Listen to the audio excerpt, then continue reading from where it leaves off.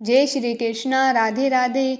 वट सावित्री व्रत, जिसे सावित्री अमावस्या या वट अमावस्या और बड़मावस के नाम से भी जाना जाता है। इस दिन सुहागिन महिलाएं अपने पति की लंबी आयु और सुख समृद्धि के लिए उपवास रखती है। इस त्योहार को और व्रत को लेकर ये मान्यता है कि इस व्रत को रखने से परिवार के लोगों को सौभाग्य का आशीर्वाद मिलता है, वैवाहिक जीवन में खुशियां आती है और पति की आयु लंबी होती है। बहुत से लोग ये भी मानते हैं कि इस व्रत का महत्व करवा चौथ के व्रत जितना ही होता है। इस दिन व्रत रखकर सुहागिन महिलाएं वट वृक्ष की पूजा लंबी आयु, सुख समृद्धि और अखंड सौभाग्य देने के साथ ही हर तरह के दुख और कष्टों से मुक्ति पाने के लिए करती है। वट सावित्री व्रत के दिन सुहागिन महिलाएं सुबह उठकर स्नान आदि करके 16 श्रृंगार करती है और व्रत का संकल्प लेती है। मान्यता है कि वट सावित्री व्रत के दिन विधि विधान से पूजा करने से महिलाओं को अखंड सौभाग्य का आशीर्वाद मिलता है। पूजा का सामान तैयार करके बरगद के पेड़ के नीचे बैठकर पूजा करती है और कथा सुनती है। आज के इस वीडियो में आपको बता रहे हैं ऐसी 7 गलतियां जो भूले से भी सुहागिन महिलाओं को इस दिन नहीं करनी चाहिए। सबसे पहले जानिए वट सावित्री व्रत का पूजा विधान क्या है। इस दिन महिलाएं सुबह जल्दी उठकर स्नान आदि से निवृत्त होकर लाल या पीले रंग के वस्त्र धारण करके तैयार हो जाएं। 16 श्रृंगार अवश्य करें, साथ ही पूजा की सभी सामग्री को एक जगह पर इकट्ठा कर लें और थाली सजा लें। किसी वट वृक्ष के नीचे सावित्री और सत्यवान की प्रतिमा स्थापित करें। फिर बरगद के वृक्ष की जड़ में जल अर्पित करें। पुष्प, अक्षत, फूल, भीगे चने, गुड़ और मिठाई अर्पित करें। वट वृक्ष के तने पर सूत लपेटते हुए 7 बार परिक्रमा करें और अंत में प्रणाम करके परिक्रमा पूर्ण करें।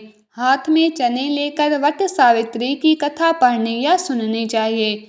हाथ के पंखे से सत्यवान और सावित्री की हवा जरूर करें। इस दिन वट वृक्ष की भी पंखे से हवा करनी चाहिए। यदि आपके पास हाथ का पंखा नहीं है, बांस का पंखा नहीं है, तो आप पेपर से भी पंखा बना सकते हैं। पूजा संपन्न होने के बाद ब्राह्मणों को अपनी सामर्थ्य के अनुसार वस्त्र, फल और दक्षिणा जरूर दें। वट सावित्री व्रत हर साल ज्येष्ठ मास की अमावस्या तिथि पर रखा जाता है और हिंदी कैलेंडर के अनुसार अमावस्या तिथि की शुरुआत 5 जून की शाम को 5:24 से हो रही है और इसकी समाप्ति 6 जून शाम को 6:07 पर होगी।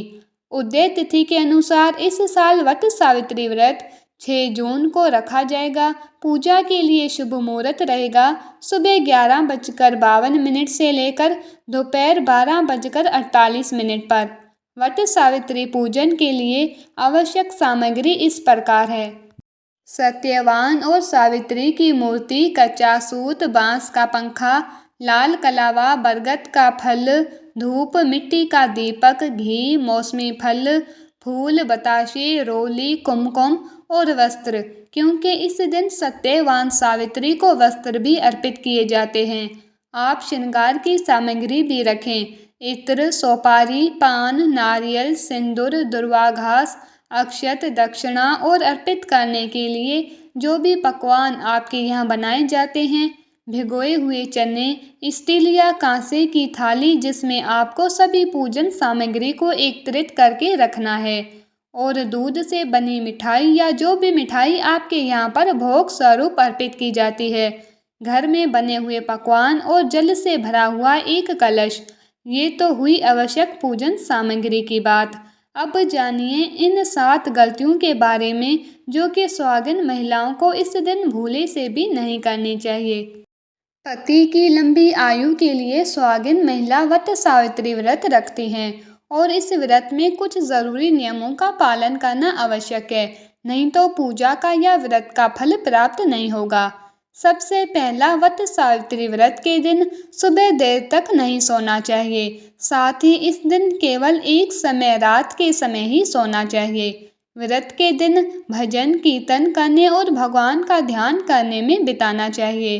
दिन के समय सुहागिन महिलाओं को नहीं सोना चाहिए। दूसरा, वट सावित्री व्रत में सुहागिन महिलाएं 16 श्रृंगार करके वट वृक्ष की पूजा करती है। सौभाग्यवती होने और पुत्र प्राप्ति के लिए भी ये व्रत बहुत ही महत्वपूर्ण होता है। इस दिन महिलाएं भूले से भी काले, नीले, सफ़ेद रंग के वस्त्र या चूड़ियां ना पहने। काला रंग नकारात्मकता का प्रतीक होता है और सुहाग के लिए पूजा में काला रंग नहीं पहनना चाहिए। तीसरी गलती जिसका ध्यान रखना है, वट सावित्री पूजा में वट वृक्ष पर कच्चा सूत बांधा जाता है। शास्त्रों के अनुसार इस दिन ऐसी परिक्रमा करें कि अपना पैर दूसरों को बिल्कुल भी ना लगे।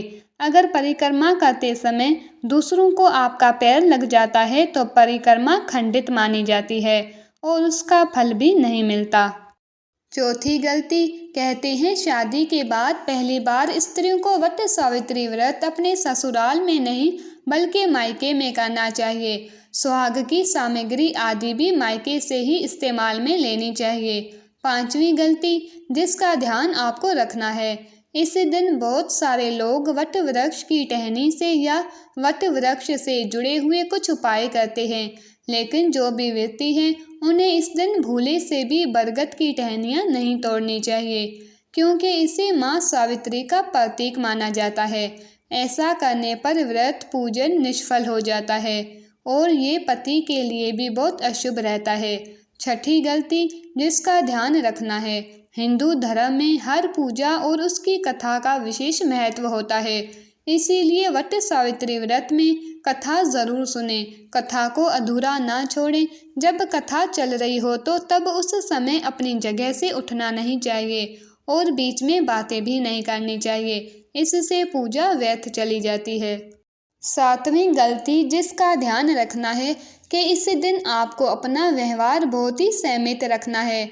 अगर कोई महिला अपने सुहाग के लिए इस व्रत को रख रही है तो इस दिन आपको अपने व्यवहार पर संयम रखना होगा, यानी कि किसी से गलत शब्दों का इस्तेमाल नहीं करना है।